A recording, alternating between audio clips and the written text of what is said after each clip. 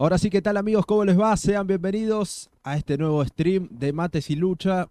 Y para qué más preámbulos, ya lo ven en pantalla tomándose unos deliciosos mates desde su cañuelas, no sé si natal, pero sí residencial, casi a tiempo parcial, casi completo.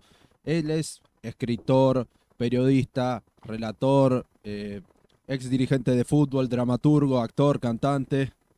Con ustedes, el escritor de este hermoso libro que se llama Un ladrido de perros a la luna, entre otros, Daniel Roncoli, al cual le estoy eternamente agradecido por haberse hecho un espacio en este viernes bastante ocupado, según me contó, para estar un ratito charlando y compartiendo unos mates. ¿Cómo estás, Dani? Un placer, Nacho. Cañuelas Natal, sí, Cañuelas Natal, dijiste bien. Ah, dije bien, dije bien. Eh, bueno, muchísimas gracias. De nuevo, te repito, Un justo me placer. dijiste que tenías un compromiso, pero no quería no tener la chance de charlar con vos con este libro que ya ni bien vi a través de nuestro amigo en común Rafa Daloy, que había sacado este libro y dije, wow, lo quiero tener, lo quiero tener. No pude ir a la presentación en el Teatro La Casona, por más que suelo ir a la facultad a la vuelta, eh, pero ni bien tuve la oportunidad, lo compré y dije, quiero tenerlo a través acá en el stream para que la gente pueda conocer un poquito más de toda esta historia en el stream. Es un stream que lo ve mucha gente joven, pero en todo sentido, gente joven de edad y que también es un poco ajena a esta etapa de la lucha libre y siempre hablo con diferentes personas que les interesa, pero hay poco registro. Entonces, me gustó mucho esta iniciativa y en la cual te quiero preguntar a vos, ¿cómo estás viviendo la repercusión que tuvo el libro en cuanto a la crítica, en cuanto a la venta? Bien, es un libro que tiene que ver más con una necesidad personal en relación a lo que yo creo del medio y de la historia que un libro comercial, obviamente, pero tiene una buena repercusión. La verdad que estoy muy contento con el resultado final.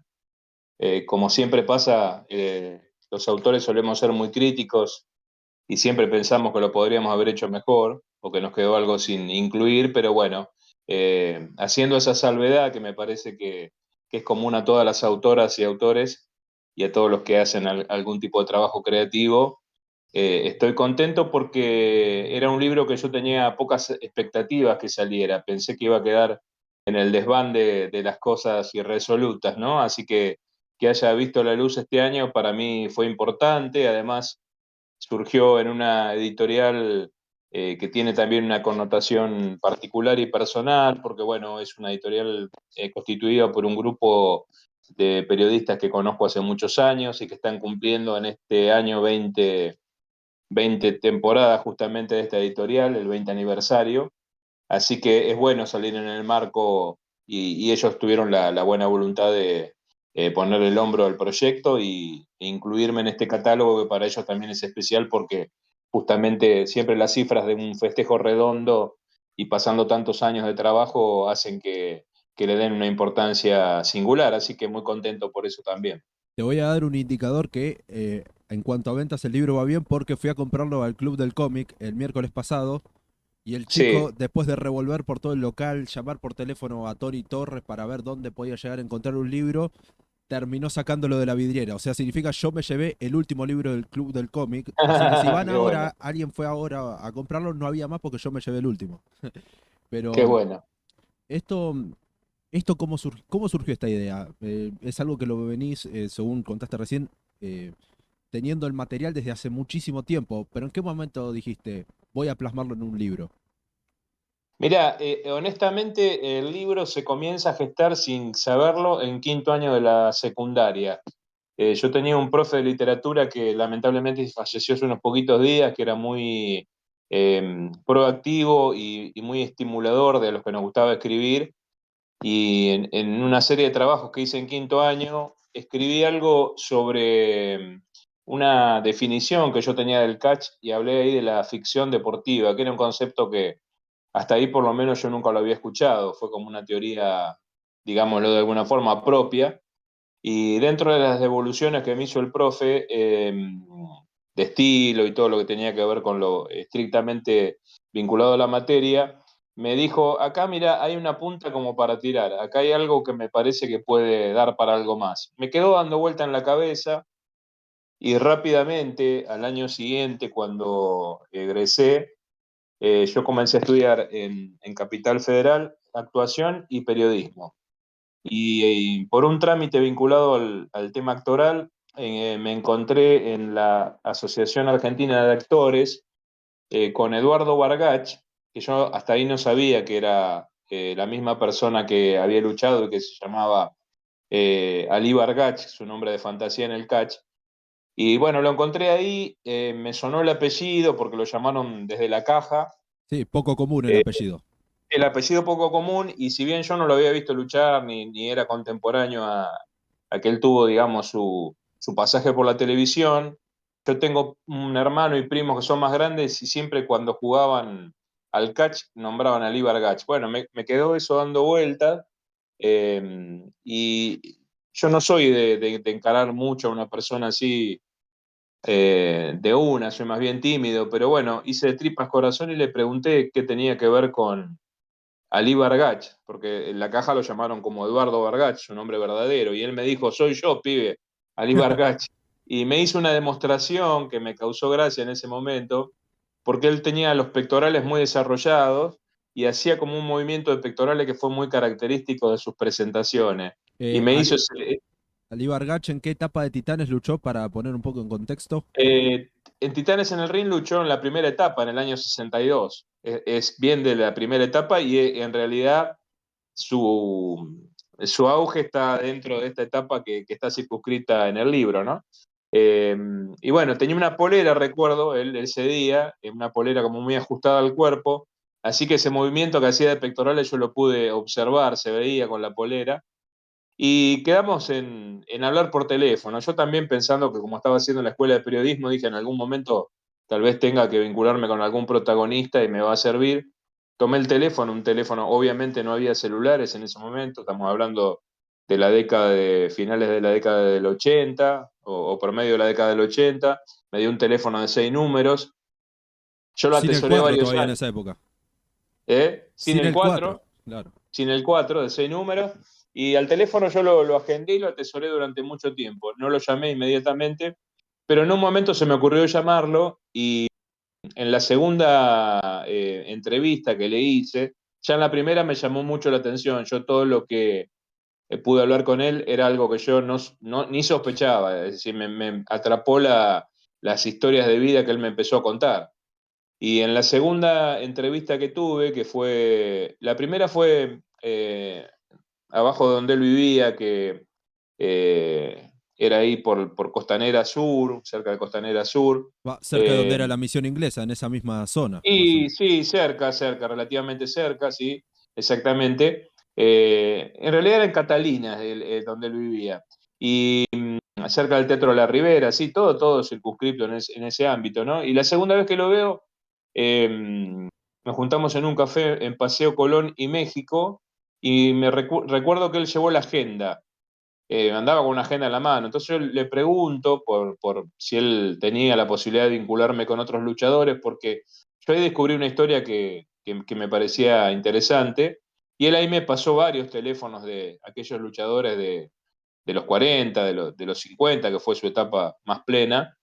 Y la primera cosa que me llamó la atención, que bueno, como después lo corroboré con el tiempo, ellos no se llamaban por su nombre auténtico, sino que se llamaban por el nombre de combate o el nombre más famoso que tuvieron como luchadores. Y a mí me lleva también a conjeturar una teoría, es cuál es el verdadero, ¿no? Si el nombre de fantasía con el cual ellos se identificaban o el que decía en el documento. Yo tiendo más a pensar que realmente vivieron en el imperio de sus personajes. Así que anoté un montón de números sin saber bien a quién correspondían, y con el tiempo me entusiasmé mucho, fui llamando a varios, de Hola, uno ¿quién me fueron, sos? Más o menos. claro, me fui conectando uno con otro, me fui entrevistando y comencé por ese lado, por el plano de las entrevistas. Una vez que ya tenía mucho material de entrevistas, me di cuenta que necesitaba obviamente una correlación histórica. Comencé a brevar como hacemos los que somos historiadores, primero por todo lo que tiene que ver con las hemerotecas, archivos. Yo rápidamente entré a trabajar en la revista El Gráfico, es decir, que el archivo de Editorial Atlántida, que era un archivo en ese momento muy importante, digo era porque medio se desmembró, un poco se digitalizó y otro poco sé que se dispersó.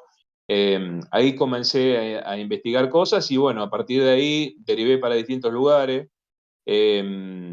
Para mi frustración, lo que advertí también tempranamente, me di cuenta que en ese momento los diarios le daban una cobertura al catch, ya hablando del catch propiamente dicho, muy importante. Tenía en esos diarios sábanas de esa época, de los 50, de los 60, de los 40, tenían una cobertura, te diría, casi paralela al boxeo. Yo descubrí mucha cobertura.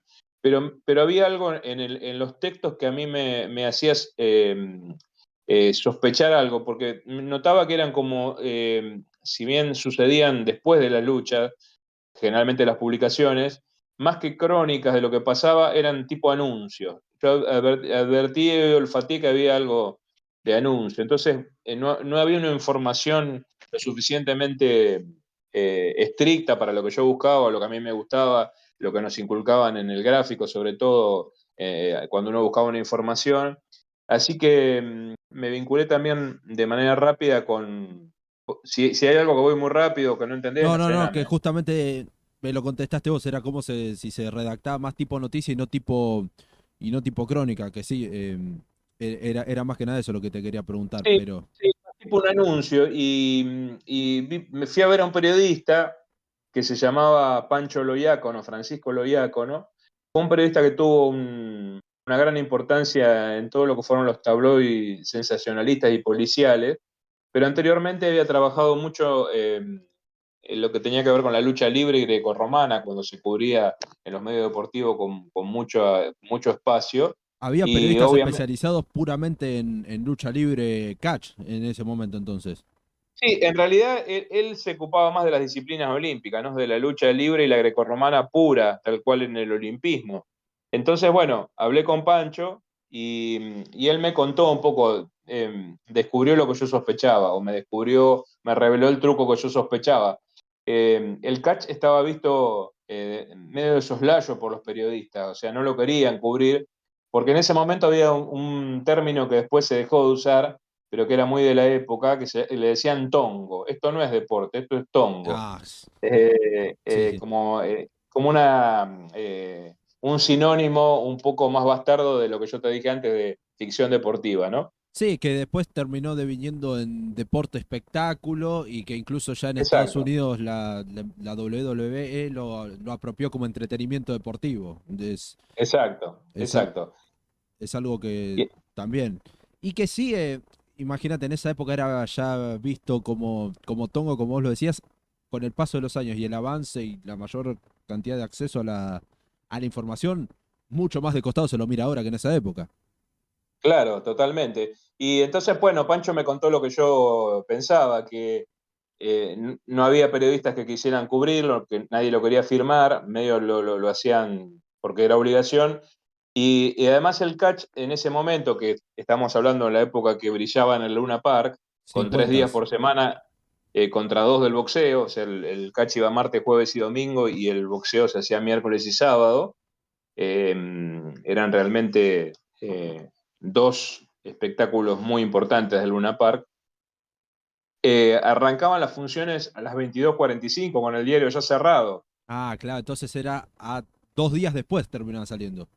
Claro, entonces, bueno, como tenían ese problema, lo hacían las notas antes de cerrar el diario, entonces no tenían los resultados. Entonces, bueno, todo lo que hacían era una ficción de la ficción sobre gacetillas que le mandaba la empresa Luna Park, porque obviamente, como había un concepto de espectáculo en eso, tenían gacetillas como si fuera Holiday on Ice o, bueno, va a pelear este y este, pero no siempre, perdón, No, está bien, está bien, está no, bien. no siempre respetaban lo que pasaba, ¿no? O sea, lo que le mandaban tampoco era lo que sucedía. Entonces eso a mí me fue generando una dicotomía porque digo, bueno, yo quiero ser exacto en los datos y me doy cuenta que las fuentes que hay no son fidedignas. El único diario que lo cubría de manera un poquito más rigurosa se llamaba Pampero, era un diario de extracción nazi que Ah, bueno, tuvo un gran un momento importante en la década del 40. Lo cubría con dos periodistas, yo llegué a hablar con uno de ellos, los hermanos Navarro, y un fotógrafo, pero lo usaba como para hacer brulotes, porque como había dentro del espectáculo eh, luchadores que representaban a fuerzas opositoras al eje nazi, sobre todo los que representaban la religión judía, o que se podían intuir que eran judíos, lo usaban de manera antisemita, ¿no? Eran Claro. verdaderos realmente es un trabajo fascinante ir al archivo y ver las cosas que escribían, ¿no? Pero bueno, pero eso lo cubrían, entonces ahí me permitió Pampero, si bien no me sirvió desde el punto de vista estricto que yo buscaba, siempre la fotografía también es un vehículo de información y como ellos publicaban fotos grandes, yo de ahí pude sacar algunas cosas de ponerle cara, por ejemplo, a algunos luchadores que yo no sabía cómo eran o imaginar su físico. Y después tuve que hacer un trabajo de investigación muy grande con protagonistas que por suerte, por haber empezado hace muchos años, muchos estaban vivos. Y también trabajar mucho con el exterior, porque como la mano de obra más importante de la lucha aquí en Argentina eran todos extranjeros que venían a hacer la temporada. Sí, de eh, hecho, en el libro vos lo mencionas, bueno, acá justo en el chat alguien, este gigante halcón se llama, mencionó quizás uno de los más famosos, a Tenenbaum, el campeón de Israel. Eh, claro. eh, Vos lo mencionás en el libro, los primeros luchadores criollos, por decirlo de alguna manera, es la camada de William Boo, la camada de Caradagian, que ya empiezan recién alrededor del 50 más o menos. Durante 40 años en su mayoría eran extranjeros, salvo el Anchoa, como vos le habías puesto, era argentino.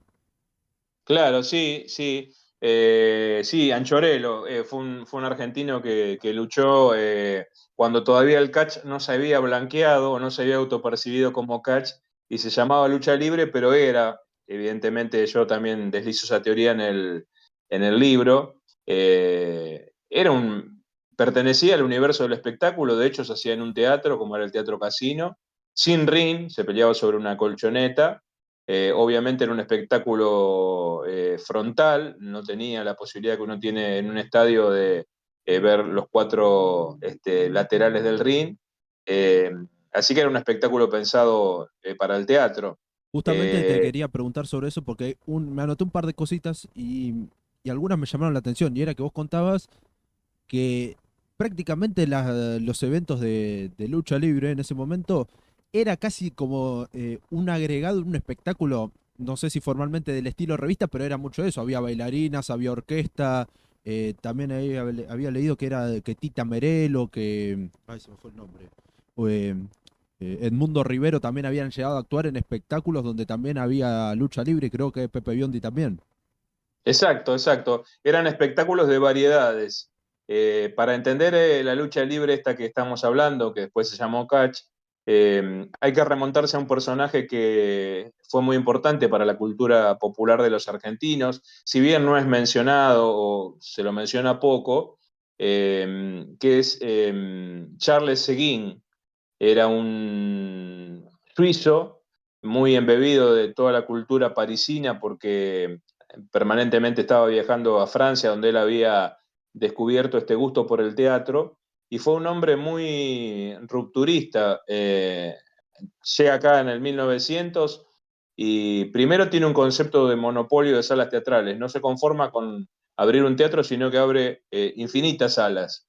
Después tiene la idea de llevar el espectáculo a lugares no teatrales y del interior del país. Comienza a hacer espectáculos no solo de lucha, lo de lucha es una cosa que él agrega, como decís vos, dentro de un espectáculo de variedades, pero sí otro tipo de espectáculo, además de la lucha, hay hipódromos, estadios de fútbol, lugares Casinos también. donde había juegos como el casino, abre el primer casino de Mar del Plata, era un tipo realmente muy inquieto y es quien en el 1903 tiene la idea de incorporar dentro de este espectáculo de variedades, que como vos decís, había bailarinas, coristas, músicos, atracciones de animales, bueno, que en ese momento se permitía, bueno, los números más diversos, y ahí comienza él a incluir espectáculos de lucha. Lo primero que hace, compra un paquete de espectáculos, cuando digo un paquete digo varios números juntos, varias atracciones, que venían de Brasil, con un representante desde Brasil, en ese grupo de artistas había un italiano que venía con lo que era una franquicia prácticamente, que era el Uomo Montaña, el hombre montaña. Había muchos hombres montaña en ese momento por el mundo. Este era un italiano que se llamaba De Marco, tenía 28 años, y que lo que él hace es desafío con gente del público. El Don- famoso, el que mueve al grandote se gana un premio, que también era un tongo, básicamente. y sí, exactamente. Comienza siendo de una manera genuina. Era quien lo ponía de espaldas, se ganaba una cifra, una bolsa en francos. El mismo Seguín la primera noche interviene en el micrófono diciendo que son 3 puestas de espalda porque el que sube lo tira al italiano rápidamente. Era un forzudo de Mataderos que se llamaba Jorge Izaguirre o Izaguirre, igual que después hubo alguien un homónimo que fue el famoso bailarín de tango Virulazo. Ujú. Te abro un inciso ahí, una coincidencia. Eh, y bueno, hizo 10 especies de desafíos.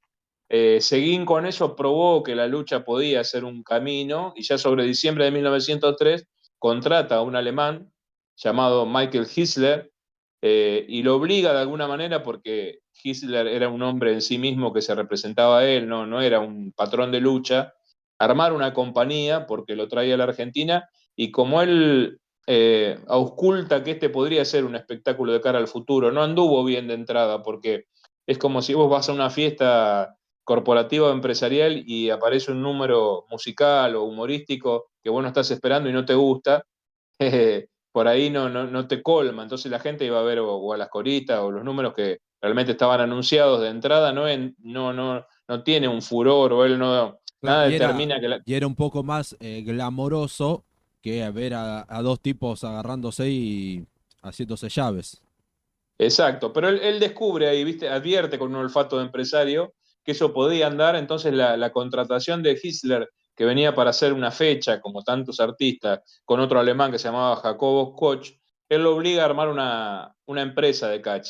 A través de los contactos que tenía Hitler, que era un hombre conocido y respetado, arman 100 funciones consecutivas en el Teatro Casino, siempre con este concepto del varieté, iba insertado dentro de ¿Dónde otros estaba el Teatro espectáculos. Casino para que se ubique la gente ahora? El, el Teatro Casino, hoy hay un edificio en la calle Maipú a metros de Corrientes, a media cuadra de Corrientes. Ah, Era un teatro céntrico.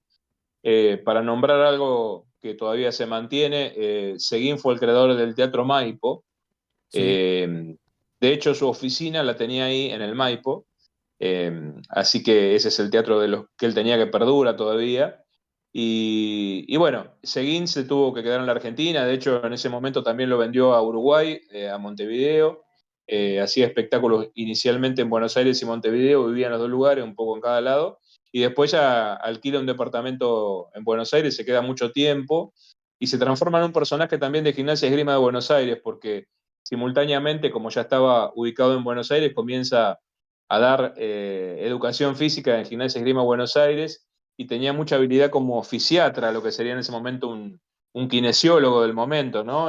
Atendía a gente. Entonces, bueno, Hitler se convierte, digamos, en el primer catcher que se lo considera como tal, aunque se lo vendía como un espectáculo de lucha libre y grecorromana. Y El término catcher recién viene en el 31. claro, el primer torneo oficialmente es en 1903, como vos decís, pero hay un salto entre lo que es la primera cuna de la lucha libre, que es el Teatro Casino, al otro bastión fundacional, que es la misión inglesa. ¿Cómo surge la pata de la misión inglesa? La misión inglesa nunca fue considerado un ámbito oficial del catch.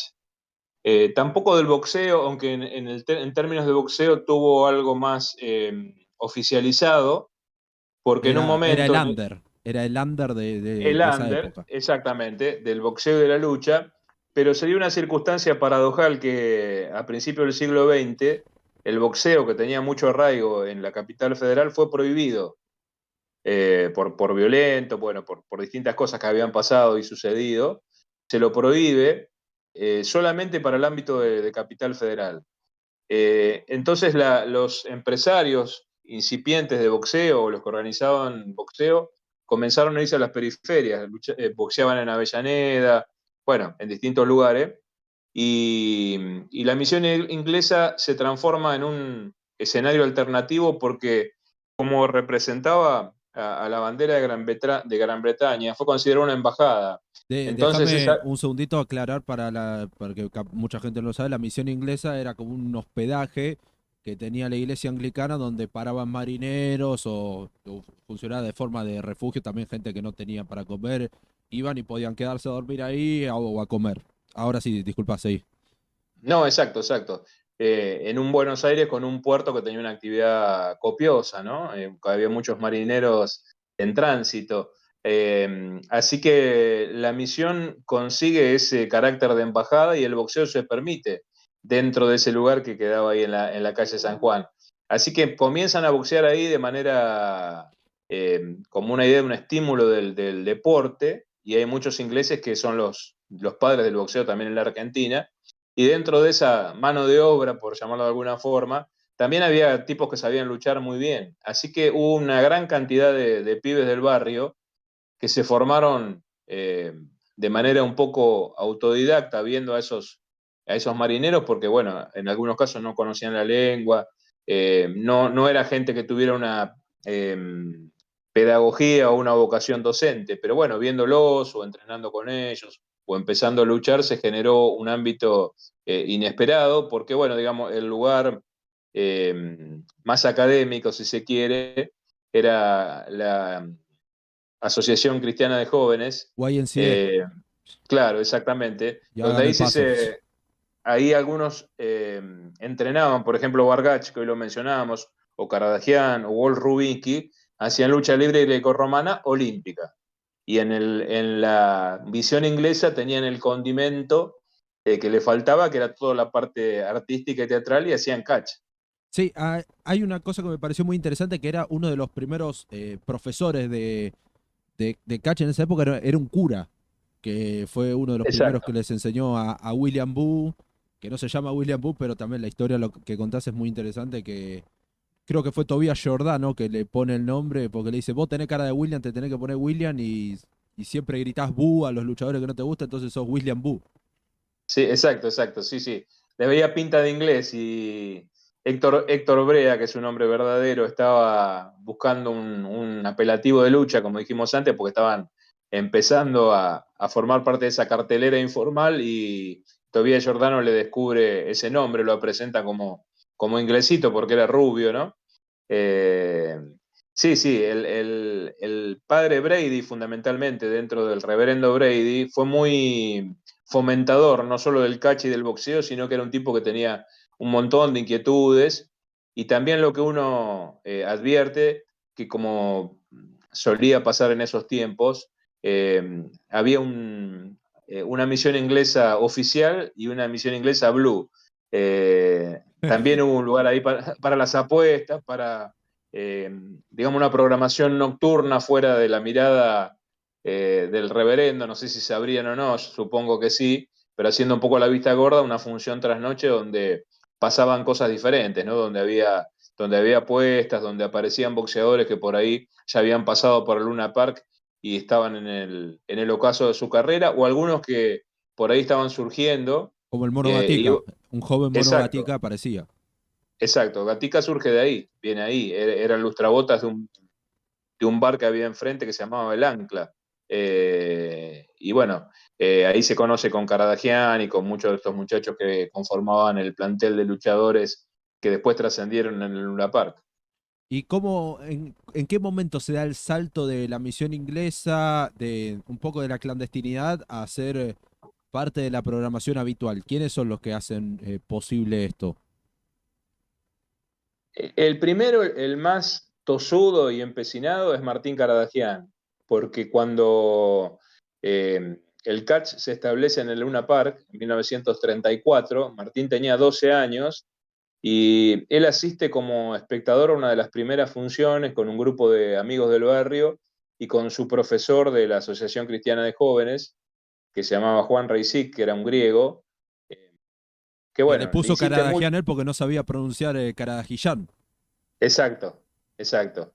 Eh, y bueno, muy a regañadientes lo lleva a ver el catch, porque bueno, le insistieron mucho sus jóvenes y adolescentes alumnos, él no quería saber nada con eso, bueno, Martín va ahí, se fascina con el espectáculo que ve, y al poquito tiempo va y se ofrece como cadete de la troupe, y no logra entrar, él tiene una historia de mucha negativa, sobre todo porque era bajo, ahí obviamente hubiera sido difícil que entrara porque era un niño, ahí él quería Claro. aprender y ser el cadete de la troupe, pero a través de los años intentó vanamente durante mucho tiempo insertarse y le costó mucho por su altura fundamentalmente, y como muchos luchadores tuvo que hacer una carrera primero afuera, en la periferia y en el exterior, para luego ser aceptado en el Luna Park, pero fue el primero que se movió ahí dentro de, haciendo, digamos, el nexo entre la misión inglesa y el Luna Park, aunque no fue el primero que llegó, porque había otros como Ali Bargach, que lo mencionamos antes, que debutó un año y pico antes que Martín, porque justamente su contextura física obedecía más a los cánones de la época, Y, hombres altos, grandotes. y mucho antes también, uno de los primeros que saltó del Teatro Casino al Luna Park fue Sipsko. Sí, en realidad el mayor de los Visco, de los polacos que fueron los precursores, digamos, del catch en el Luna Park, las grandes figuras de la primera etapa. Uno de ellos, evidentemente, esto se deduce a un registro, pasó por el Teatro Casino haciendo lucha libre y grecorromana como casi 20 años antes de cuando viene ya consagrado como figura. Vos antes hoy, cuando empezamos a hablar, por ahí la charla se hace un poquito desordenada, hablabas de cuál fue la primer figura argentina dentro del espectáculo de catch, ya concebido como un espectáculo importante dentro de la cultura popular argentina. El primero fue Alfredo Legarreta en 1934, Acá lo un mencionaron justo en el pesista. chat. Lo Bueno, menciona uno Legarreta, sí.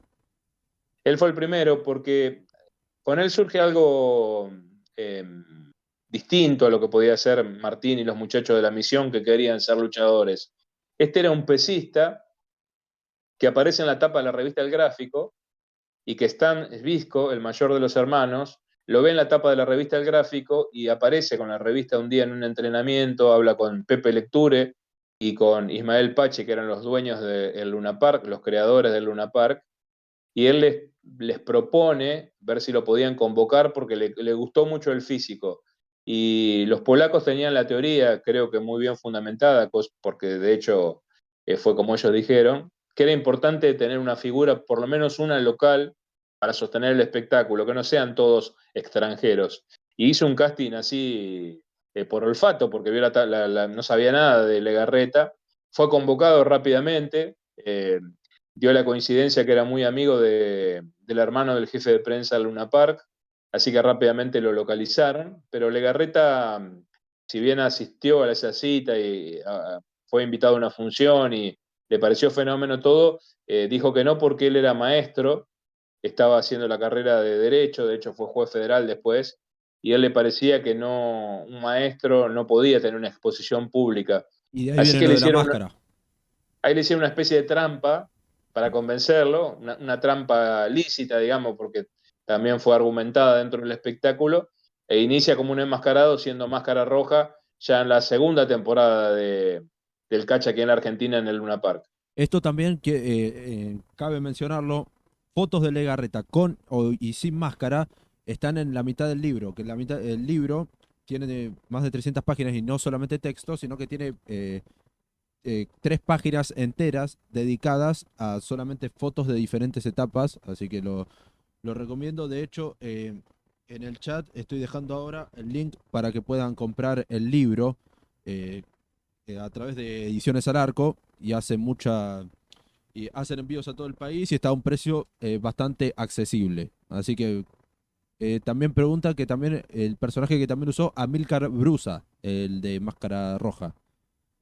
Sí, Brusa terminó como boxeador, era un boxeador peso pesado, que tenía una buena formación técnica, era muy ortodoxo en su boxeo, pero según decía él, yo eso me lo contó también, él hablé varias veces con Amilcar, un tipo encantador, hablando de esta etapa de Luna Park, él me decía que pegaba poco, no tenía una trompada para definir las peleas. Todo eso lo fue cansando, se dio cuenta que no iba a poder trascender y deja el boxeo siendo joven, y ahí se encuentra con Caradagian y Martín lo incita para que sea luchador. Le pasa algo parecido a lo de a Legarreta en el sentido que él no quería aparecer al principio a cara descubierta, más que nada por un tema de inhibición, no era ya un tema de Pánico escénico. exponerse. Claro, pánico escénico, él decía que era muy torpe, eran grandes histriones los luchadores que luchaban a cara descubierta, y comienza luchando, pero no hace exactamente el personaje de Máscara Roja tal cual lo hizo Legarreta, sino que usaba una máscara roja, pero lo hace brevemente, eh, y empieza a luchar como el italiano Tony Brusa, eh, porque lo convencen para que luche a cara descubierta. Y bueno, no fue un luchador, digamos, de mayor trayectoria en Luna Park, fue más bien un luchador complementario, pero aprendió un montón de cosas en la lucha que él me lo confirmó. Él después utilizó para sus boxeadores, sobre todo para Carlos Monzón.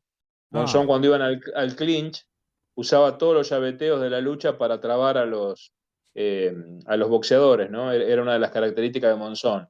Y eso lo aprendió de del Brusa. catch, y de hecho, de algún modo, Monzón se lo retribuye, se lo agradece de manera directa a Caradagian cuando Martín estuvo internado, que había perdido la pierna ya en el ocaso de su vida. Monzón fue varias veces a visitarlo y justamente tenía un grado de agradecimiento muy grande con estas técnicas que habían servido para que fuera campeón del mundo de boxeo. Yo te quería preguntar también porque tenés un capítulo dedicado en gran parte a esta persona y capaz la etapa nacional no se la conocía tanto como lo que sí fue en Estados Unidos, que sabemos que llegó a lo más alto a lo que se podía llegar en esa época y de hecho es toda una leyenda que hasta el día de hoy inventó castigos que se siguen usando y que ya directamente son denominadas como Argentina. Por Antonino Roca, en qué momento es el que aparece él en la escena y cómo fue su estadía acá? Él es un personaje que surge en los 40, un poco reprisando esta idea que te comenté recién de Legarreta. Los dueños del Luna Park, Lectura y Pache, aprendieron lo que les transmitieron los polacos, y en un momento se va a hacer una temporada a Rosario. Rosario tenía una gran cantidad de público adepto al boxeo, y se pensó con razón que el catch también podía ser muy fuerte en Rosario. Entonces se vende una función aislada en el tiro federal, ya con el hombre montaña Iván Seleñac como patrón de la troupe. Les va muy bien con el hombre montaña y no Wina en Rosario, así que deciden hacer temporada en Rosario. Tenían esta facilidad que el sábado lo tenían libre porque aquí en Buenos Aires trabajaban los domingos, o sea que el sábado a la noche era un magnífico lugar para estar en Rosario. Hacen una temporada ahí y Pache y Lecture le trasladan al empresario que los apalancaba en Rosario, lo mismo que le había dicho el polaco a él. Sería bueno en Rosario tener un luchador rosarino, pero no uno que pongamos nosotros y que digamos que es rosarino, sino alguien que alguien lo identifique, que puedan Que verlo. eso pasaba mucho también con ayudando en la época que había mucho que era inchequeable, que ponían en la cartelera Daniel Roncoli y lo mandaban a cualquiera, se cayó Roncoli, no puede venir, salí vos como Daniel Roncoli. Sí, eso pasó desde el principio, sí. En el libro tratamos de reflejarlo ya desde que nace la lucha libre en la Argentina. Volviendo Y a bueno, Rosario, sí. cuando le piden un luchador rosarino, bueno, no había ninguno que diera la característica. Hablan con varios promotores de boxeo a ver si algún boxeador podía eh, devenir a catcher, y Humberto Natale, que era un manager y empresario de boxeo rosarino, les marca a un muchacho que era justamente Antonino Biacetón, su verdadero nombre, eh, porque como boxeador no lo veía para nada. Tenía también un físico muy bueno, pero no tenía pegada, era muy temperamental y se enojaba. Bueno, entonces lo recomienda, y Biacetón acepta probarse por lo menos, y realmente rápidamente descubren que tiene aptitudes para ser luchador, lo venden como el rosarino solamente, sí lo presentaron, el rosarino. Él era jugador de rugby en ese momento, destacado como jugador de rugby, jugaba en la selección de Rosario, Paraná y de toda esa zona. También jugaba al fútbol, era bueno jugando al fútbol, lo habían visto de Ferro, lo querían traer a jugar al fútbol en Buenos Aires, pero comienza en el catch, a Roca le gusta, antes de llamarse Roca, y se da una situación también paradojal, que es que le comentan a Lecture, a Pepe Lecture, no hablo de Tito, ¿no? Hablo del tío de Tito Lecture, uno de los primeros dueños de Luna Park, le comentan sobre este chico y, y arranca la temporada formal de Luna Park el año siguiente de que sucedió esto en Rosario, y Pepe Lecture advierte que la temporada necesitaba más matices. Consideraba que lo que estaba observando tras dos funciones era que se iba a repetir lo mismo del año anterior, que la gente se iba a cansar, y él solicita que pongan una nueva atracción a un luchador argentino. Eh, y sugiere que se lo traiga de Rosario a este muchacho, ya que era tan bueno, que encuentren una resistencia primero en el hombre de montaña, porque también sabemos que había mucha veleidad en los luchadores, mucho amor propio, cierto vedetismo, porque lo que pidió Lectura es que lo catapultaran rápidamente como un rival del hombre montaña. Ah, claro. Eh, y al principio no quiere, pero acepta, porque bueno, obviamente Lectura era el dueño uno de los dueños del estadio, era uno de los patrones, y rápidamente en Buenos Aires confirma todo lo que insinuó en Rosario, ya se viene directamente a vivir acá. El nombre surge de esa misma reunión, porque cuando comentó sobre él el hombre montaña, dijo, peleé con un joputa, como le gustaba decir él, en Rosario, que es una roca. Ah, listo, chao. Entonces, claro, el lector le preguntó, ¿cómo le decías vos una roca? Bueno, roca, y el Antonino lo hicieron más argentino o aporteñado, le pusieron Antonio y ahí quedó Antonio Roca. Y fue muy bueno, en Luna Park ya demostró todo lo que después confirmó en Estados Unidos, eh, en una característica muy diferente a la del hombre montaña y la de Caradagian, por citar a dos luchadores que tenían la idea de ser patrones de lucha, que les gustaba manejar una troupe. En Roca gozaba de ser una figura, le gustaba obviamente tener lucimiento, que lo consideraban campeón, hacer las mejores luchas, pero no tenía una mentalidad de empresario.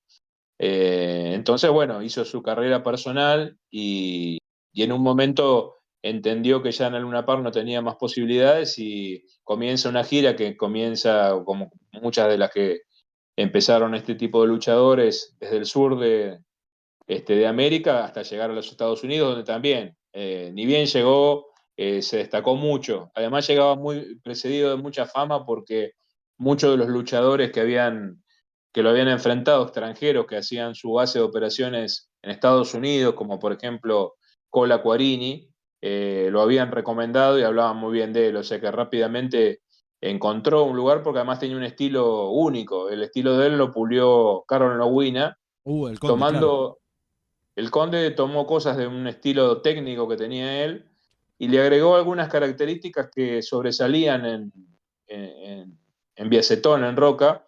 Por ejemplo, él cuando jugaba el rugby, les contó, le preguntaron algunas cosas del rugby y él tenía una característica que era que él hacía como una especie de broma, que él caía se tiraba al piso y rebotaba, y eso lo trasladaron al ring y lo usó en el catch. Y después tenía piernas desmesuradas, piernas muy buenas, piernas de futbolista, de jugador de Claro, rugby. era Eh, un físico diferente a lo que era en esa época, donde capaz era con un cuello muy grande, un poquito panzones y con piernas casi de tero para hacer faltándoles el respeto a los luchadores de esa exacto, época. exacto. Él era un poco más alto, con una espalda un poco más definida, entonces era un físico diferente a lo que era Caradagian y el hombre montaña, por ejemplo. Claro, piernas torneadas y tenía unos pies muy grandes, calzaba 50, que esto también deriva en que él luche descalzo, pero además tenía mucha habilidad con los pies, hacía muchas cosas con los pies. Entonces ellos empezaron a incorporar un montón de cosas de él, le agregaron tomas que fueron después propias de Roca, porque él tenía una gran elasticidad y, por ejemplo, él te podía pegar una cachetada con la planta del pie. Acá, de Ese hecho, tipo. en la primera foto que aparece de las fotos del libro, es él pegándole una patada voladora de lleno a la cara a Cola Quarini. Exacto. Fíjate el nivel de elasticidad que tenía. En- Sí, sí, tremendo, tremendo. y Así que fue muy bueno acá y muy bueno en Estados Unidos y en todos los lugares donde luchó. El único traspié que tiene, por llamarlo de alguna forma, tampoco fue un traspié. Hubo un momento donde el Luna Park había dejado de hacer lucha. Ya el matchmaker del estadio era Tito Lecture, era incipiente que asumiera su cargo en el Luna Park, y, y el Cacho no estaba en el Luna, fue un momento que no, de transición. ¿Eso en qué año es, más o menos? Eso es a fines del 58, diciembre de 1958. Ent- Tomo el mate para hacer honor al título del no, por programa, supuesto, sí, sí. al canal. Sí. Y él viene como empresario, pero un poco es algo autoimpuesto por su manager y un poco, bueno, lo sigue a Méndez, que era el representante de él, era también el representante de Goyo Peralta, y vienen a hacer una temporada, firman la primera temporada con la idea de trabajar acá en la Argentina diciembre, enero y febrero, que eran los 3 meses donde él podía ausentarse de Estados Unidos sin afectar sus grandes contratos. Y bueno, la idea era que lo repitieran todos los años, pero no funcionó. Él no tenía, como te dije anteriormente, la idea de ser patrón de lucha, no le gustaba. Y si bien armó un elenco muy bueno, con muy buenos luchadores argentinos, y trajo un lote de luchadores de Estados Unidos que lo acompañaron, máximas figuras del Madison, acá el espectáculo no prendió. De hecho, en enero de ese primer año, levantaron las funciones y no lo repitieron más. La idea era repetirlo todas las temporadas y duró solamente este primer año. Justamente esto lo vi en un video de YouTube, capaz vos lo tenés escrito en el libro, pero no llegué hasta ahí. Me gusta hacer bastante, ir en el orden como lo escribiste. Eh, Él tiene una despedida bastante polémica, por decirlo de alguna manera, donde termina medio todo mal con el hombre montaña. Sí, él lo que sucede es que llegando el fin de temporada, el hombre montaña da la argumentación de ese campeonato y que él va a ser el campeón. A Roca esto no le gusta, eh, lo que dijimos antes, la vanidad, el cartel, Sí, de bueno, los el dos cachet, lados, bueno, claro. un montón de situaciones, y discuten un poco y como que el hombre montaña comienza a manejar la idea de que estaba bueno que Roca sea el campeón porque era algo como inevitable, también para la verosimilitud del torneo, de lo que pasaba. Pero simultáneamente se entera Ismael Pache, uno de los dueños de Luna Park, por los contactos que yo tenía en el exterior, que Roca estaba hablando con empresarios de otras latitudes para irse. Entonces, cuando le presentan digamos, este esquema del final del torneo, Apache y a Lectura, y el hombre montaña dice, bueno, lo pensé mejor, Roca va a ser el campeón, Pache le dice, no, no lo hagas campeón porque se está por ir, y dice, se va a ir con la plata nuestra, siendo campeón, obviamente los contratos que iba a obtener eran mejores. Claro. Así que un poco lo mandan abajo, como se dice comúnmente, la argumentación hace que él no sea el campeón, esto a Roca no le gusta ni medio, y bueno, si él ya tenía decidido irse, esto Más lo todavía. termina de empujar, claro. Entonces, llegó a haber una lucha, o se habrán cruzado más de una oportunidad, Caradagian con Roca. Muchas veces, yo ahí detallo en el libro todas las veces que se enfrentaron. Tienen una historial bastante grande, inclusive lucharon fuera de la Argentina, y ellos armaron, de algún modo, tuvieron buena relación, Martín con Roca. De hecho, Roca se tiene que ir un poco de manera abrupta porque tenía que cumplir con esos contratos y demás, y no podía resolver algunos temas que tenían que ver con lo cotidiano aquí en Argentina. Él era rosarino, tenía un departamento alquilado, tenía a su mujer aquí en Buenos Aires. Entonces Martín se queda un poco a cargo de eso, mantiene o la ayuda a que la mujer se desempeñe en esos meses que está acá, la hace viajar, se encarga de desprenderse de ese departamento, le guarda todas las cosas Roca tenía acá en Buenos Aires en una especie de lugar de guardado, y hace todos esos trámites, tenían una buena relación, y cuando Roca viene como empresario, Roca elige como promoción un poco oponerse a Cardagian o contrarrestarlo a Cardagian, hace algunas declaraciones polémicas en contra de Martín, y Martín, que en ese momento no estaba con el espectáculo en ningún lado, estaba más bien deprimido y pasando un momento malo, porque había quedado fuera del Luna y no había Claro. logrado reinsertarse. Aprovecha mucho, Roca le da una mano, no sé si queriendo o sin querer, cómo fue, pero hacen un desafío y Martín lo empieza a través de los medios a tratarlo mal, a decirle cosas, declaraciones un poco como, obviamente, una performance de los dos, ¿no? Sí, porque ya Eh, también en esa época ya el armenio ya era una figura pública, ya había pasado lo de Gatica, exacto. claro, sí. Ya había pasado lo de Martín Olmedo lo también, aprovecha. no, todavía no. ¿Qué cosa? Eh, su, su lucha con Olmedo ya había pasado o fue después eso. No, la de Olmedo fue en el noviembre del 61, faltaba un poquito para eso. Claro. Pero ya era una figura establecida. Sí, fue una figura, a mí una de las cosas que más me llaman la atención de Caradagian, cómo logró ser un personaje que hoy podríamos decir un mediático, sin medios. Exacto.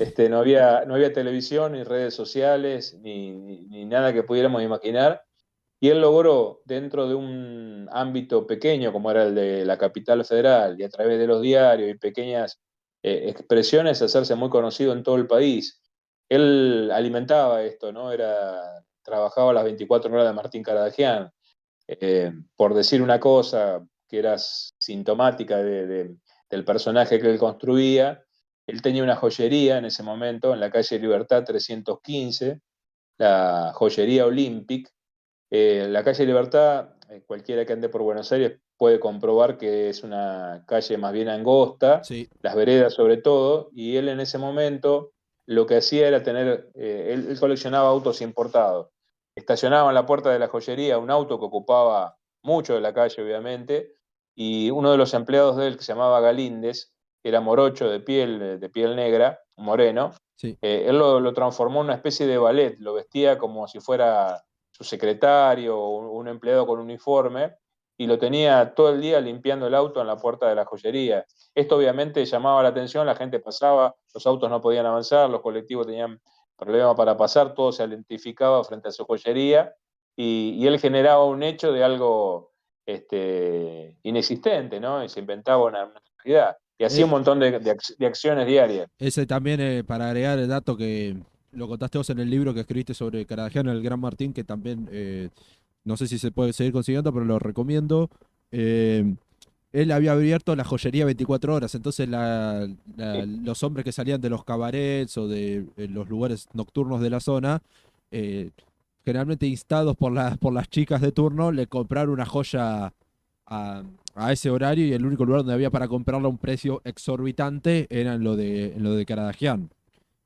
Exacto. Y después tenía el otro rulito que era que al día siguiente las chicas, por supuesto, volvían con la joya y él se las compraba a menos precio. Era un negocio redondo, casi como ponerse un cajero en la puerta del casino, más o menos. Pero Exacto, una gran picardía, ¿no? Una intuición y una vena comercial muy, muy particular. Pero justamente me quedo con esa época. ¿Qué cosas eran los que habían hecho que el catch se haya bajado un poco la espuma del catch y de la lucha libre en el Luna Park, que no resurge de manera mainstream, por decirlo de algún modo, hasta que aparece Titanes en el ring? ¿Qué pasó en el medio? Que de golpe la llama se fue apagando. Yo creo que hay un acontecimiento político y social que fue muy determinante. Se había convertido el catch en un espectáculo muy popular y había sido algo elegido, un show elegido por las masas que se identificaban con el peronismo. Ah, claro. Y la caída del peronismo con el golpe del 55, si bien no es algo determinante en un 100%, genera un cimbronazo en la taquilla. También se había agotado un poco la fórmula porque comenzó a ser un poco reiterativo el programa de los luchadores. Fue un momento cambiario donde los luchadores extranjeros dejaron de venir, las grandes figuras. Empezó a competir con otros espectáculos que también tomaban cuerpo en la Argentina. Y además hay un hecho no menor que cambia de no la sociedad de Luna Park, pero sí los directores.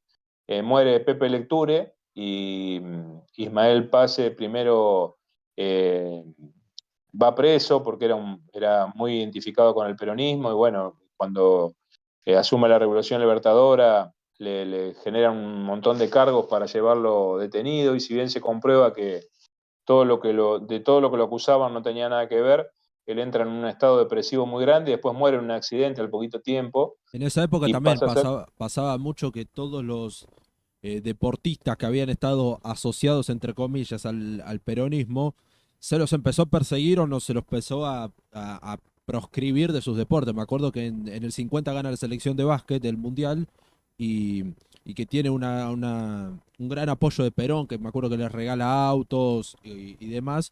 Y a todos esos jugadores se les prohibió jugar una vez que agarró la Revolución Libertadora en el 55. Con la lucha libre pasó algo similar por lo que estás contando. Algo muy similar, sí. Y además, bueno, la Querina Donizelli, que es la que queda al cargo de Luna Park, la tía de Tito Lecture, que bueno, hasta que murió fue la directora y la encargada de Luna Park, ella también quiere hacer un cambio, no solo por este cambio político, sino porque ella pone un poco la mirada de la mujer en el Luna Park y quiere darle énfasis a algo más glamoroso.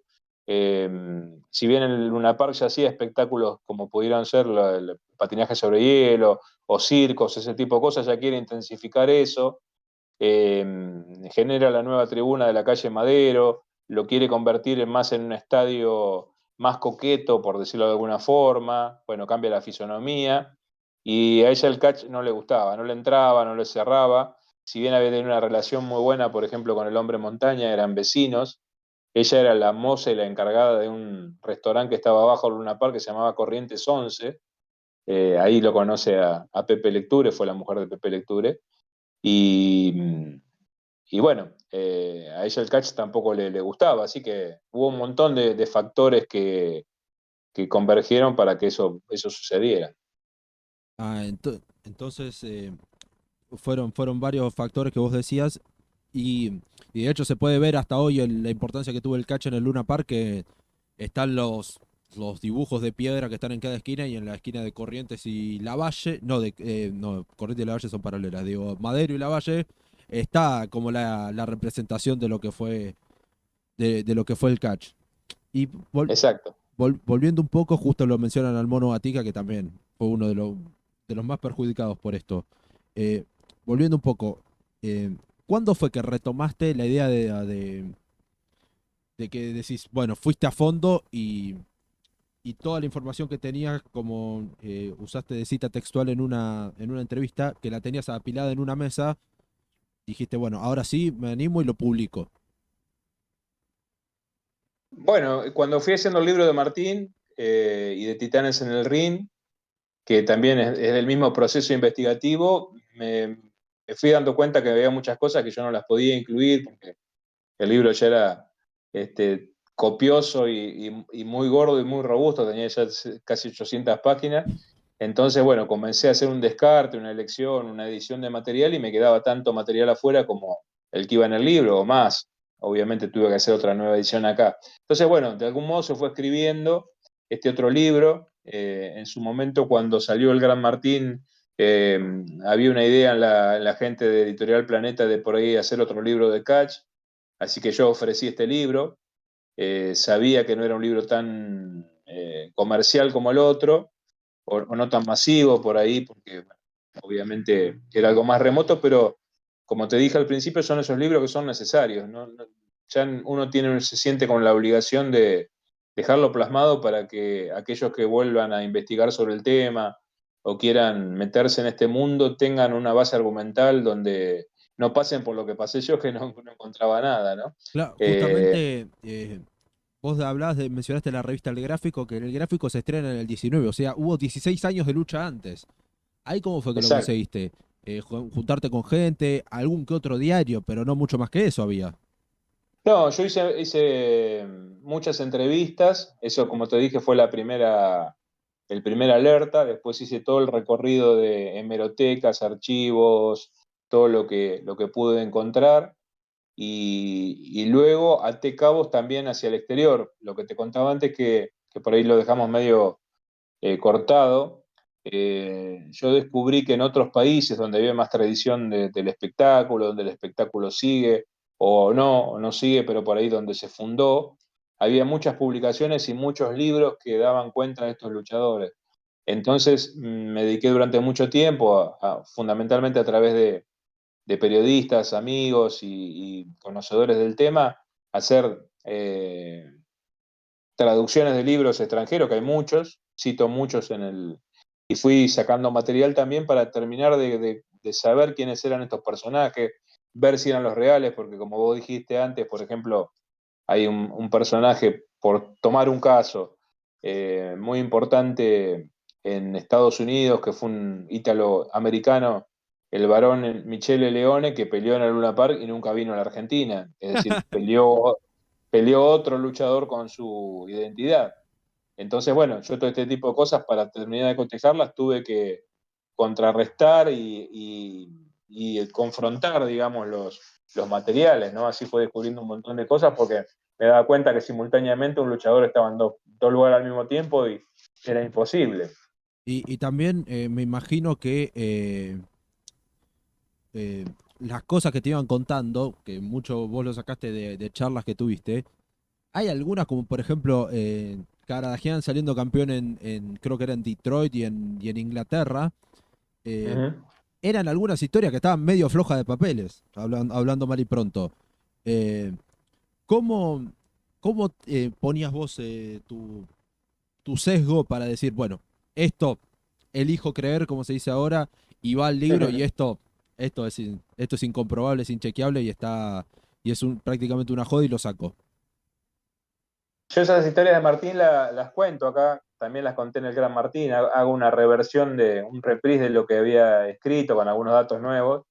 Eh, en ese caso en particular, para mí, la cuento porque para mí forman parte del universo o del imaginario del personaje Kardashian, hacen a lo que fue Martín, y realmente fue algo muy difícil de determinar porque yo recurrí primero que nada justamente a la Asociación Cristiana de Jóvenes, porque él representaba, por lo que él decía, a esa entidad. Así que yo lo primero que hice fue buscar vanamente todos los archivos de la Asociación Cristiana de Jóvenes durante muchos años, Eh, yendo a sobornar, entre comillas, a la empleada que me tenía una paciencia enorme, que estaba a cargo de esto, llevándole Martín se, factura, masita, bombones, bueno, y el archivo, y no tenían archivo, para hacerla corta, no tenían archivo, y después dije yo, tengo que ir a migraciones, no, porque otra de las formas y estuve también buscando todo en migración y tampoco encontré nada, pero esto no desacredita a Cardagian,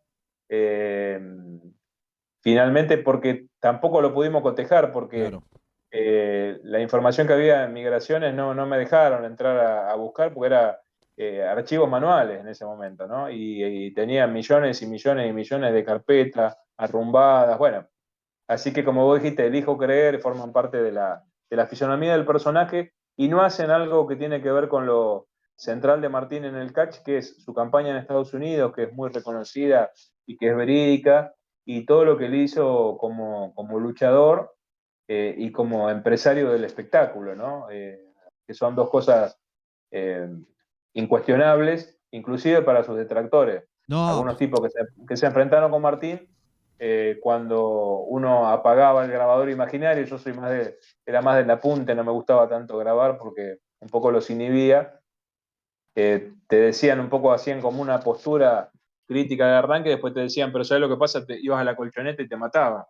Es decir, esa cosa de hombre fuerte que a mí me costó entender en el caso de Martín, porque yo más que nada eh, vi la época de Caradagian final en la televisión, entonces uno veía un hombre que a mí me parecía que no era un físico acorde a un luchador, pero después internándome en los relatos y hablando con gente que sabe, me contaron, bueno, que él tenía un físico muy apto para la lucha, era muy bajo, tenía un cuello muy grande, era muy difícil de agarrar y era muy fuerte porque justamente en su etapa como catcher ponía de manifiesto o en valor toda esa infancia difícil que él había tenido. Había sido un matarife prematuro, cargaba medias reses cuando era todavía un adolescente, y todo eso que de algún modo al final de su vida lo perjudicó mellando su salud, en su etapa productiva como deportista fue algo importante a su favor, ¿no? Sí, de hecho, acá en el libro vos contás cuando lo lleva, creo que era uno que trabajaba con él en el mercado, lo lleva a la asociación cristiana y el profesor, el griego que ya mencionamos anteriormente, lo mira, así Sí, le dice, este pibe tiene 7 años, pero tiene un futuro enorme y por más que no pase la edad de base que ponían para empezar a enseñarlo, termina aceptando. Pero sí, o sea, básicamente la etapa, luchísticamente hablando, más mejor de Caradagian terminó siendo lo que fue la previa al Titanes que todos conocimos. exacto, exacto. Y fue una persona muy precoz en todo, es decir, estamos hablando de 7 años y en lo que uno puede ver hoy de una persona o de un niño de 7 años, obviamente no lo imagina en ese No, contexto, pero por uno diferentes tiene que cosas también, también. O sería imposible que un chico de 7 años esté trabajando también en un mercado, es otro contexto social. eh, exacto, y uno también puede trazar un paralelismo en esto para terminar de entender un poco a Martín, si bien desde el hoy es muy difícil, que a los 12 años manejaba el negocio de la carne, o sea, ya era una persona, bueno, se maduraba antes, había otras responsabilidades, así que bueno, en ese contexto, todo libro histórico para mí también tiene un tema que es un poco yo le llamo la impostación, no sé si es exacto el término, pero es tratar de trasladarse a la época, hacer una reconstrucción, ir a los lugares. Parece por ahí en vano, pero bueno, a mí me hablaban de la misión inglesa, yo hasta que no fui ahí me paré, aunque hoy no está la misión inglesa, Es una ni está casa el ahora, edificio. ¿no? Ahora es una casa que tengo entendido que pertenece todavía a capitales finlandeses. En un momento fue un lugar de fiesta que se llamó Casa Finlandia. Creo que hoy tampoco está más. Porque primero se la vendieron un refugio medio parecido de bandera finlandesa a una institución finlandesa que daba refugio también a finlandeses que estaban en Buenos Aires. Después eso se transformó en un lugar de fiestas, Casa Finlandia, y hoy creo que no tiene ningún tipo de relación con esto.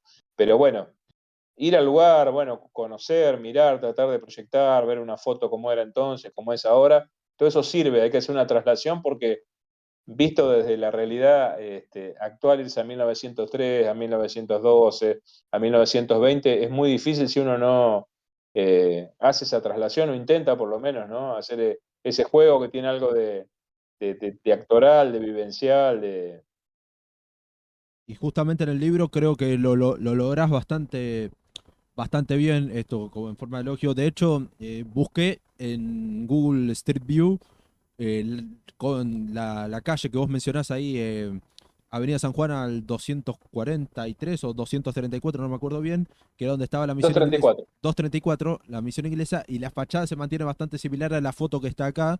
Entonces decís, ah, bueno, Exacto. te traslada un poquito más. Pero sí, me parece muy bueno. Incluso también hay un personaje del cual se habla mucho durante el segundo capítulo, que es de Polvete.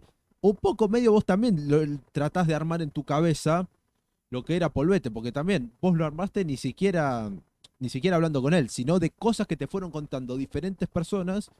Y a medida que van avanzando los relatos, más grosso era Polvete. Es como el primer partido de Maradona. Después, con el paso de los años, cada vez había más gente en ese partido. Y la Sí, figura yo, esta se yo, fue yo lo comparo más agrandando. lo comparo más en ese caso lo comparo más con Karlovich. El Trinche Karlovich, totalmente, es el Trinche Karlovich de la lucha libre, más o menos. Yo de eso tengo una visión que me da la sensación a mí que también es posible, si bien yo en el libro esto lo deslizo muy, muy por arriba. Yo creo que muchas veces en estos casos lo que sucede es que historias de muchos personajes se la vuelcan a uno, ¿no? Como que se busca una referencia y tal vez historias de otros marineros que pasaron por ahí y en la memoria colectiva o con la deformación que tienen estos relatos orales, hacen que todas las cuentas se las pongan a polvete. De hecho, yo tuve la posibilidad de charlar con una persona que yo al principio no lo tenía para nada en mi registro, que apareció de manera un poco circunstancial o aleatoria, que le llamaban en la misión inglesa el conde Chivita, su apellido era Civita o Civitarese, Ah, no sí, se sí, sabe lo bien, mencionás, sí.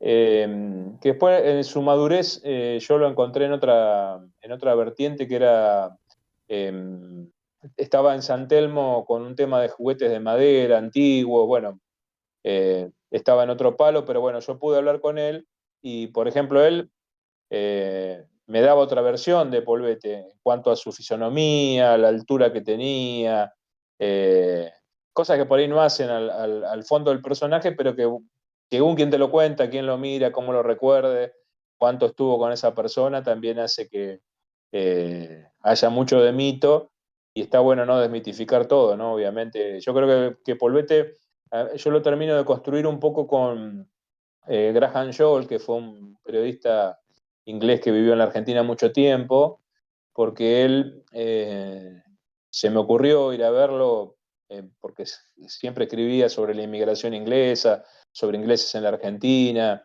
era una personalidad muy notable. Y cuando yo lo fui a ver en la primera vez que charlé con él no tenía ninguna referencia, tenía alguna cosa muy vaga. Y después con el tiempo pasaron muchos años y él me llama o me conecta, ya creo que por mail, y él me da una versión, me hace una investigación, me ayuda. Estaba trabajando en el diario Perfil ahí como ombudsman. Había estado mucho tiempo fuera de Argentina porque había sido perseguido por el proceso. Y cuando vuelve él me da un montón de coordenadas de Polvete que fueron también muy útiles porque no tenían que ver con la etapa luchística por ahí estrictamente, pero me ayudaron a saber por qué un marinero se había quedado en Buenos Aires tanto tiempo, porque los relatos obedecían a más de una década. Y bueno, él me terminó de armar un rompecabezas que había trabajado en el telégrafo, que había estado en misiones, bueno, otras cosas que hizo simultáneamente, ¿no? Ahí fue donde sacaste que en realidad Polvete era una manera en la que le Oh, decían mal el nombre, que era Paul Better. exacto, No, exacto. es- Paul Scott Better. era escocés. Sí, era escocés y el polvete, yo al principio, el primero como me lo nombra es William Boo, eh, yo le digo, ¿por qué polvete? Y él, bueno, improvisa ahí, creo que improvisa una definición que él decía que era muy colorado de cara, que tenía la nariz roja, como si hubiera puesto polvo de maquillaje, y un Claro. poco eso era lo que ellos decían, ¿no? Y en realidad era una deformación de su nombre verdadero, o en realidad aparentemente se llamaba Paul Scott y el Vetter lo había tomado, algunos dicen que era el apellido materno, que era la mamá era alemana, y otros me dijeron que tenía que ver con un homenaje a un marino compañero del alemán que había muerto de manera trágica.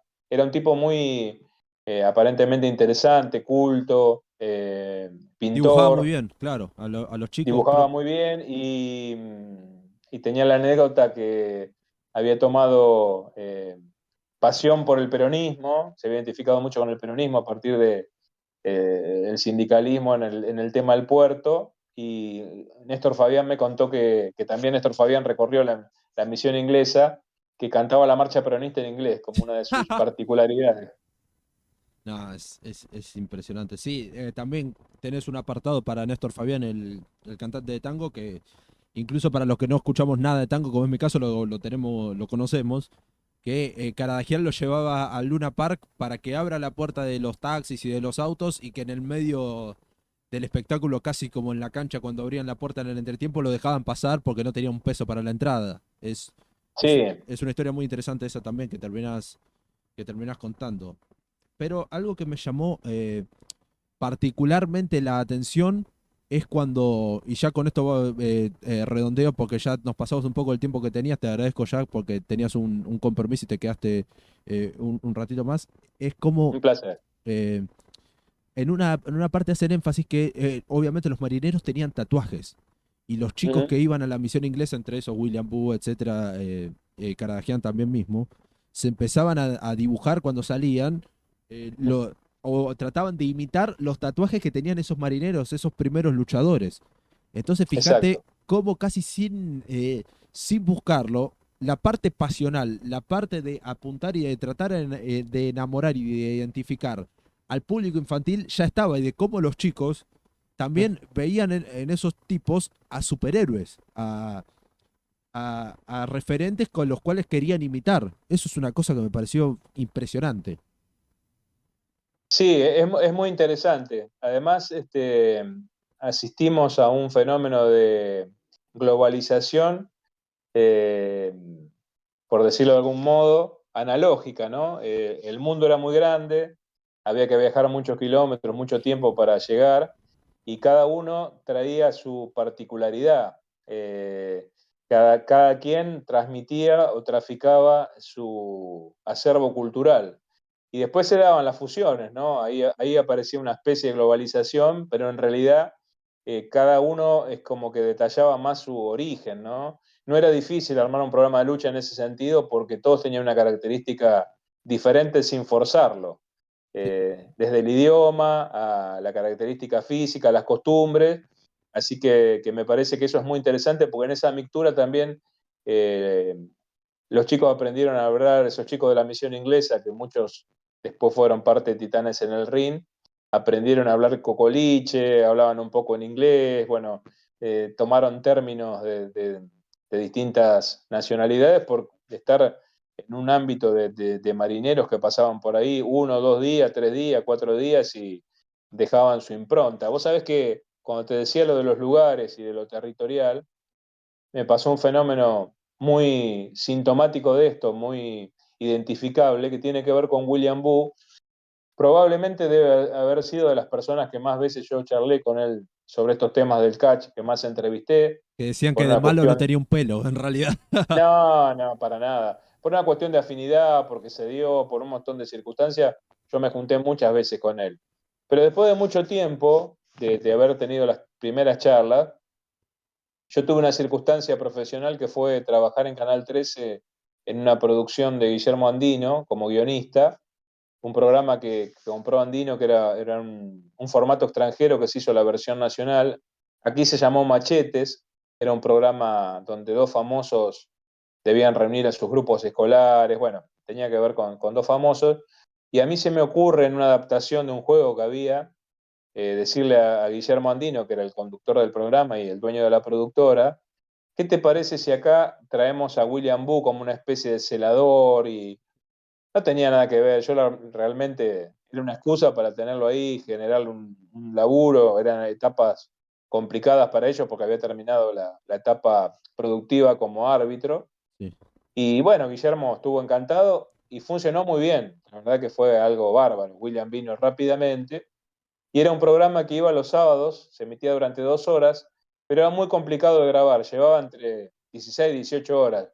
Así que él estaba ahí en Canal 13 mucho tiempo, en un camarín, William Boo, tenía predilección por los sándwiches de miga, habíamos conseguido un canje de la fábrica, así que estaba muy bien provisto de sándwiches de miga. Y yo con él empecé a hablar ahí, seguía hablando de lucha, lo que ya había hablado, ¿Esto y qué un año es? día, 90 y pico, más o esto es menos. no, en el año 2000 fue esto, Ah, mucho en el después. año 2000, Él en el muere año al 2000. 2004. Exacto. Claro. Y yo había dejado de hablar durante un tiempo de estos temas con un carácter investigativo, charlaba con él habitualmente, pero ya no de estos temas de la lucha. Y cuando estábamos ahí, que teníamos tanto tiempo, volví a hablar, y retomé los temas.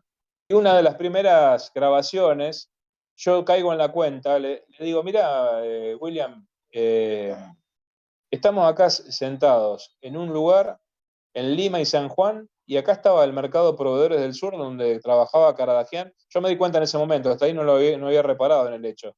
Le digo, y acá donde vos jugabas con Martín. Y ese tema de identificación con el lugar, que él también cayó ahí, o por lo menos eso fue lo que me pareció a mí, no sé si él lo había tenido en cuenta, removió un montón de historias que él me empezó a contar de manera automática que nunca me había contado. Cosas que tenían que ver con el barrio, cosas muy específicas, ¿no? Y que para mí fueron muy ricas, que están volcadas de algún modo en el libro, cosas personales de él y cosas de la atmósfera, del clima de época, lo epocal, y que tienen que ver con su identificación de él con el lugar. A él se le movió algo ahí, apareció el niño que había sido y fue muy, muy bueno para el libro. Hay un detalle también que justo hablas de William Boo, eh, que prácticamente sin querer serlo, de muy pibe, ya empezó siendo medio como el árbitro villano, que es en una pelea, cuento, Néstor Fabián era un nene que boxeaba en la misión inglesa Y como esas peleas no se podían hacer porque eran nenes en realidad, y no había casi equivalencia con sus rivales, ponían a chicos que estaban practicando a ser de jueces. Y que según. No era Néstor Fabián, no me acuerdo. Sí, Pero sí, Néstor Fabián, era sí, Néstor sí. Fabián. Y que él en esa pelea se siente robado. Se siente robado por uno de los por los jueces. ¿Quién era uno de esos jueces? William Boo. Así que sin querer serlo ya empezó siendo Exacto, árbitro villano de pibe. exacto. Es un lindo detalle. Y bueno, Dani, te quiero liberar ya porque no te había dicho que hasta cierta hora te voy a dejar porque tenías un compromiso importante y gentilmente te tomaste unos minutitos para poder estar acá. Así que bueno, te agradezco muchísimo esto. eh, Te agradezco también por haber escrito este libro, que yo siempre fui desde muy pibito bastante nerd entre lo que es la lucha libre. eh, Así que me encanta esto, lo estoy leyendo, lo compré el miércoles, ya voy casi 100 páginas avanzado. Es un libro que tiene más de 300 y con letra muy chiquita, o sea que entró mucho contenido. Así que te agradezco por esto. Me gustaría antes de fin de año poder charlar de nuevo quizás con un poquito más de tiempo, porque nos quedó también en el medio todo lo que es después del 62, que vos lo tenés escrito en tu libro El Gran Martín. Compartimos un oficio, por decirlo de alguna manera, los dos somos o fuimos relatores de lucha libre. Vos en Titanes en el Ring, yo en lugares un poquito más chicos, así que también me encantaría hablar de diferentes cosas porque me dieron muy buenas referencias de vos. He escuchado entrevistas tuyas en la previa de esta charla, como para no llegar bastante desinformado y poder estar a la altura. Así que estoy muy agradecido porque te hayas tomado unos minutos para poder charlar de todo esto. Y lo último, algún cierre que vos quieras dar respecto al libro para el público. Yo ya acá dejé cargado en el chat el lugar donde lo pueden comprar a través de internet, o si no, lo pueden comprar en la COP, ahí sobre la calle Bulnes, de forma presencial, y calculo que irán a reponer en el Club del Cómic de Montevideo 255. Te agradezco mucho, no, simplemente eso. La verdad que siempre está bueno poder charlar alrededor de un libro. Yo este tipo de libros los tomo, en realidad todos los libros, los de narrativa también, me parece que son vehículos hacia otro lugar, ¿no? Son hechos vivos, dinámicos, pasan cosas, suceden, uno se va enterando por ahí historias después que se publica, porque bueno, remueven una historia, alguien que lee algo y te dice, te cuenta, y un hecho que podría haber pasado y no sucedió, pero por una cuestión fortuita, fue que el luchador de esta etapa, que yo tenía más cerca, que vivía teóricamente a 7 cuadras de mi casa, fue la última historia que descubrí. Yo descubrí que había habido un luchador en el Teatro Casino que era de Cañuelas, o que había muerto en Cañuelas, y yo fue la última historia que descubrí, ya con el libro escrito, terminado.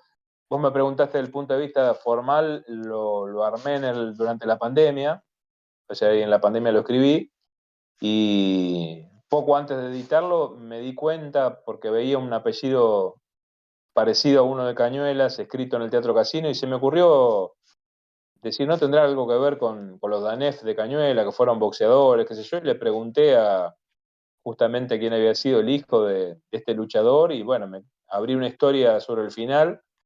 Y es una cosa curiosa, pero bueno, vivía a 7 cuadras de mi casa y yo no sabía que había sido luchador del Teatro Casino.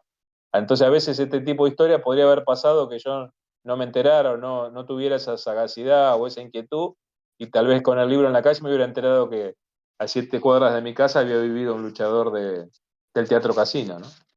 Lo que el mundo es un pañuelo, como se dice justamente. Exactamente. Así que bueno, les recomiendo. El libro se llama Un ladrido de perros a la luna, frase de un tango justamente de Barrio de Tango, que vos lo cantaste en la presentación que hicieron en el Teatro La Casona ahí sobre calle Corrientes, que también vos contaste que lo hicieron en un teatro justamente para emular lo que fue los inicios de todo esto, y se hizo una demostración con Emiliano Eijo, nieto de Alberto Eijo, y con el otro chico que se me fue ahora el nombre. Hicieron una recreación de lo que era una lucha en ese momento. Francisco Vera. Y Francisco Vera hizo una recreación de lo que era una lucha de esa época, referentes del Cachacán en la actualidad. Y bueno, también tengo gente conocida como alguien que se llama Omar Santamarina, que también fue discípulo de Emiliano Eico y también se dedica a enseñar esto acá en Zona Sur. Así que bueno, Dani, te libero. Contesto acá último un comentario de Mr. Onaga que dice: lo del Club del Cómic no está disponible porque pensaba pasar el lunes. No te sé decir no te sé decir honestamente, porque yo pasé el miércoles y me llevé este libro que estaba en la vidriera. Me lo tuvo que sacar de la vidriera el chico porque no había más. A menos que hayan repuesto, no lo sé, no tengo la menor idea de eso. No hay. A partir del miércoles va a haber, porque como tenemos estos días de feriado, el claro. lunes va a estar cerrado el Club del Cómic, van a reponer el día martes, yo le diría por una cuestión de seguridad a partir del miércoles para estar más seguro. Bueno, así que si te quedas hasta el miércoles, Fabio, él justo viene de Corrientes. Lo puedes conseguir en el Club del Cómic, si no, ahí en Ediciones al Arco, hacer envíos a todo el país. Así que, señoras y señores, Daniel Roncoli, escritor, dramaturgo, cantante, actor, relator, un tipazo, pasó por Mates y Luchas y bueno, como te dije, el agradecido soy yo. Espero que a la gente le haya gustado la charla y lo mismo digo, me gustaría antes de fin de año poder charlar de nuevo, ya sin quizás un poquito más laxos de tiempo, porque Ale, vos sos de los míos, que si nos ponemos a charlar de lo que nos gusta, en este caso la lucha libre, podemos estar una semana entera.